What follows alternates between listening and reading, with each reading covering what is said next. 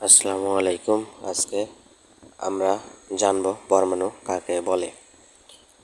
পরমাণু হলো মৌলিক পদার্থের ক্ষুদ্রতম কণিকা, যা রাসায়নিক বিক্রিয়ায় অংশগ্রহণ করে।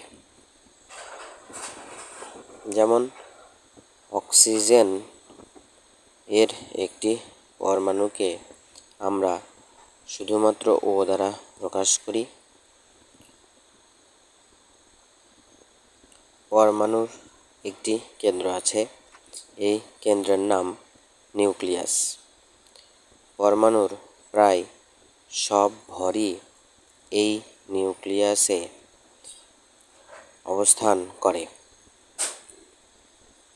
পরমাণুর নিউক্লিয়াসে থাকে প্রোটন এবং নিউট্রন আর ইলেকট্রন। পরমাণুর নিউক্লিয়াসকে কেন্দ্র করে বৃত্তাকার বা উপবৃত্তাকার পথে ঘোরে। দুই বা ততোধিক পরমাণু মিলিত হয়ে অণু গঠন করে। যেমন অক্সিজেনের একটি পরমাণু অপর একটি অক্সিজেন পরমাণুর সাথে যুক্ত হয়ে অক্সিজেন অণু গঠন করেছে। ধন্যবাদ।